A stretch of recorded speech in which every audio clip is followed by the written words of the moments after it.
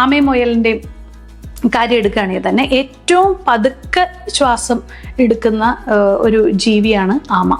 അതേസമയം ഏറ്റവും ബ്രീത്തിങ് ഭയങ്കര, നമുക്ക് മുയലിനെ ശ്രദ്ധിക്കുമ്പോൾ തന്നെ അറിയാം, അതിൻ്റെ ബ്രീത്തിങ് നമുക്ക് കാണാൻ പറ്റും.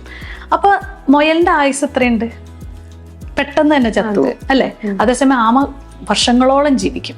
അപ്പൊ അത് തന്നെയാണ് പ്രാണായാമത്തിന്റെ ഏറ്റവും വലിയ ഉദാഹരണം. അതായത് the lesser you breathe the more you live എന്നാണ്.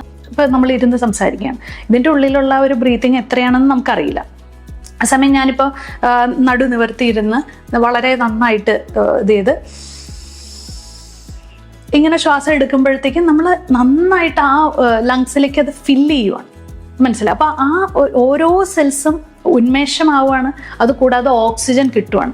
അപ്പം ഈവൻ ക്യാൻസർ സെൽസിന് അല്ലെങ്കിൽ അവർ പോയിക്കൊണ്ടിരിക്കുന്ന പ്രോസസ്സിനെ ഒത്തിരി സപ്പോർട്ട് ചെയ്യുന്ന ഒരു കാര്യമാണ് ഈ ഓക്സിജനേഷൻ. അപ്പം ക്യാൻസർ പേഷ്യൻസിന് ക്യാൻസറിലേക്ക് എത്താതിരിക്കാനും പ്രിവെൻറ്റീവ് മെഷറായിട്ടും ഒരു പ്രായത്തിൽ ചെറുപ്പം തൊട്ട് കുട്ടികളിൽ ചെയ്ത അവർക്ക് ഇമ്മ്യൂണിറ്റി, ലങ് കപ്പാസിറ്റി, ഒത്തിരി കഫക്കെട്ടും അതൊക്കെ മാറാനായിട്ട് കുട്ടികളിൽ നമ്മൾ പരിശീലിപ്പിക്കണം.